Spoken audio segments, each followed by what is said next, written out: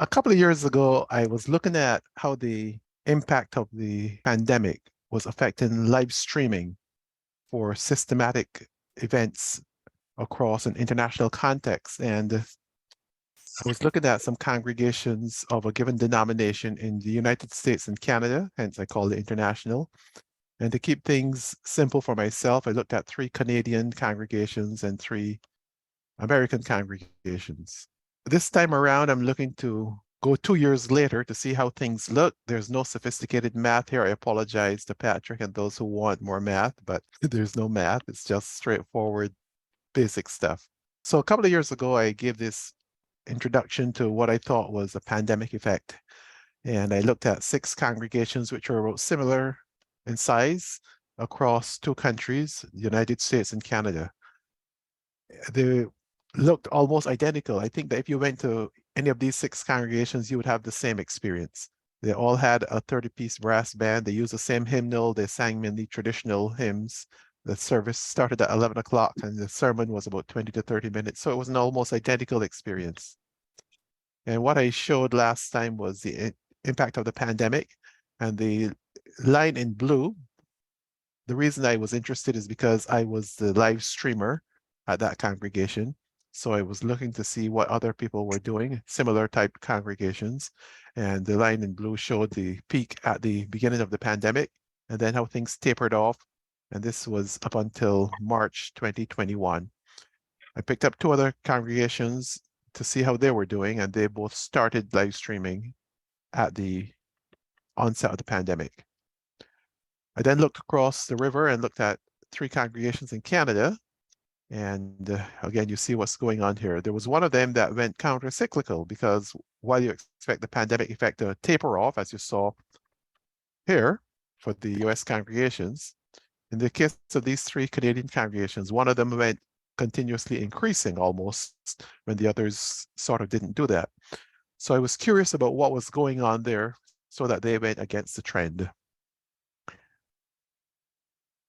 Before the pandemic, some of the congregations were using Facebook for live streaming, but during the pandemic, all used YouTube, even though not exclusively so. Some continue to share to both Facebook and YouTube.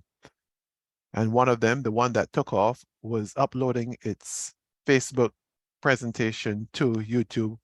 But after the pandemic started, they went live streaming on YouTube as well. In this presentation, I'm keeping the 2 of the Canadian congregations, the ones with the higher viewership, and the 1 US congregation with the highest viewership, which is the one where I did the live streaming every week. The congregations that I'm keeping in the presentation are one in Michigan, where I am, one in Ontario across the river, and the other one on the east coast of Canada in Newfoundland and Labrador.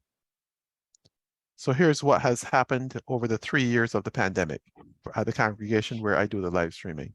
You notice the peak that occurred, and then you saw that peak dissipate, and the trend is down, as you would expect, as people return to the pews. They're not watching on tablets and computers anymore.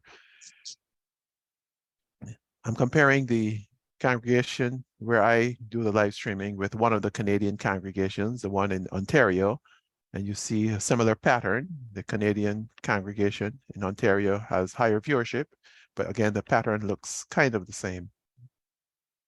And then I added the East Coast Canadian congregation. That's the one in red. And you'll notice that they started live streaming late in the game, at least on YouTube, and their pattern has been all over the map, but you would see that the pattern is a strong increase, which goes against the trend for the others. So it raises the question, what are they doing that causes their viewership to be higher? And even though it's a little erratic here, much, much higher than the others. So pre-pandemic, these were the weekly averages for views across the 3 congregations that I'm looking at. And the Ontario congregation was around 1,000. The congregation where I did the live streaming was around 260. And the East Coast Newfoundland congregation was around 370 on YouTube. So here I show in this table, and this is pretty much the end of where I'm going with the data. I show the first year of the pandemic in the first 3 columns, and then the most recent year, year 3 of the pandemic, if you can call it that, in the last 3 columns. What you'll see is that for the Royal Oak congregation across, and here I put in 4 buckets, spring, summer, fall, and winter, to get rid of some of that noise that you saw in the data. Hopefully, looking at a number is easier. I was going to use a chart, but hopefully everyone can figure out what's going on here. They're color-coded, as you can see. So at the Royal Oak congregation, you'll see the pattern is down in these 4 seasonal buckets.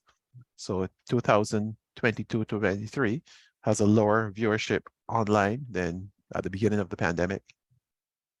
Likewise, for the Canadian congregation in Ontario, you'll see the same pattern, that the viewership is down across these 4 seasonal buckets. And for the East Coast congregation in Canada, the viewership is up. So the question is, for 3 congregations that are similar sized, what is the East Coast Canadian congregation doing that causes its numbers to go in a very different direction? Last time I mentioned how they had changed the format of their worship services towards something that was more praise band related as opposed to orchestra related. And they did improve their technology substantially, and they did refurbish their chapel environment so that it was a more pleasant viewing experience. Their viewership is global, truly global, and the others were mainly local in terms of where people were viewing from. So here's a summary of what I saw. And again, we expect the downward pattern. We expect that over time, with more competition, every other congregation that got on board to learn how to do this technology thing, you'd expect that what you picked up initially, if you were there first, you would lose. It's kind of like a monopolist finding there's competition and having a smaller market share. And obviously the one that, the East Coast Canada congregation that has this higher viewership, changed what they were doing. So not only did they respond to the competition, but they responded in a way that improved their viewership substantially, and it continues to remain high. They've truly taken on a global presence, and it is impressive to see how they're doing that. Obviously, these numbers are small by international standards for very large organizations, but for the smaller denominational congregations I was looking at, I found it to be sufficiently impressive. So what am I thinking? I often discuss in class how the rise of the internet changed business and society globally. And now I'm discussing how the pandemic has impacted various types of community events. For example, I'm now curious as to how technological changes occurring affected positively or negatively educational delivery. And as an academic, I know what I've done, how we do things differently because of the technology that we now use, how it has changed conferences. I'm attending a conference virtually that I would not have attended virtually before. So the technology has changed for the better or the worse, how conferences and other in-person events. Some of that has changed. It has changed the way people interact because they expect now to communicate a lot more by social media because we have the social media. So when I speak with family, they want to see me, I want to see them, and that's how it is nowadays. And then interpersonal relationships. I think that we now have, as I said, more of that expectation that our relationships will be different. I don't have a good answer as to how the relationships are changing, but I think that one of the questions I'm curious about going forward is how the technological change, not only the pandemic itself, but the technological change has affected the way we relate. In conclusion, systematic data gleaned from YouTube channels analyzed over a 3-year period show that the steep spikes in viewership observed at the beginning of the pandemic, spring 2020, have tapered off for the majority of these events. In the case where viewership remains high, format changes appear to explain the strong demand for these events.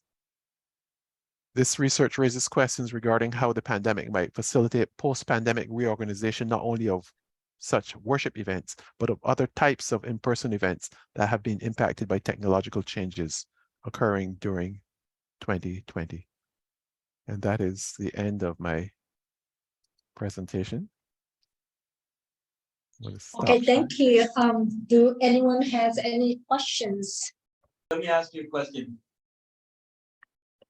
So I think on one slide, and I had a little trouble hearing you, but on one slide, it seemed like the viewership was lower than it was pre-pandemic. Yes. So is that people realizing that the value of in-person events? Like how can you possibly explain that? I wonder. One of the things I'll tell you that in the congregation where I did the live streaming, there were many people who were upset, and we said we should stop doing this to get people back in the pews. They were concerned because if you're coming there to have an experience that is a community event, how do you continue to have online and call it community? So they were adamant that we should stop doing that and perhaps just do a recording afterward because people would benefit from that coming together. So I don't have a good answer. It's a good question, and I will certainly look again. And when I travel up to Canada, I'll ask them questions about that. Okay, let me try to make up an answer. Pre-pandemic, there were very few congregations doing this live streaming thing. Post-pandemic, everybody is doing it. So you would expect that fall off. And the question is, how far should the fall off be? Should it fall below the pre-pandemic level? Now, obviously, there's no way to know where that fall is going to end. All you can say is that at some point it's going to end. And it's a good question. We don't know how far it should have fallen. And I don't know why it fell that far. Thank you for the question, Patrick. Maybe one possible answer would be that because you mentioned increased competition, two of the congregations have seen it go down and one has seen it go up. Maybe people are voting with their clicks. Yes. And again, the viewership at that congregation is international. So it's not people in the North America that have switched generally. I recognize that people are telling you where they're looking from on the live stream, and they're looking from all over the world. Even though it's at odd hours for them, people are tuning in because the experience is a very good experience for those who want that kind of experience. It's very professional. It's visually appealing. It's very, very good. So you get the Gawker effect as well as the worshiping effect, and it's impressive. I don't know if they've tried to analyze it. Actually, here's one comment I'll make. There's a member of my team who told me that their growth is not real growth. They're using bots and other things to increase the viewership. I doubt that. But anyway, it is like it's hard to know. So I guess the rest of that comment would be YouTube pushes out suggestions and recommendations. So the videos you see on the right-hand side, when you're looking at one video, YouTube might promote a video because they think it has viewer appeal. And the artificial intelligence obviously analyzes what the content is. And people say the number of likes and subscribers also affects that algorithm. But whatever they're doing, the algorithm is being beneficial. It's viewing them favorably and promoted them even more. Again, I'm not enough of a YouTuber to understand that, but I do hear lots of people talking about if you like and subscribe, the algorithm will promote their content more. Somebody else who knows more than this and a little more research on my part might get me to a better understanding of how this works. Thank you. I thought that was going to be your answer based on the research you've given over the last several years in this conference, economic growth videos, etc. Yeah. Unfortunately, I don't pay a lot of attention to this agenda during the rest of the year. Very sad, but that's how it works. Because I figure I know there's an audience who's heard me on this before. I return to that audience and update, but I don't pay close enough attention to it to have good answers, but I will try and pay more attention to it, at least in the couple of years before I pull the plug and retire. Thank you. Okay, thank you so much for your presentation.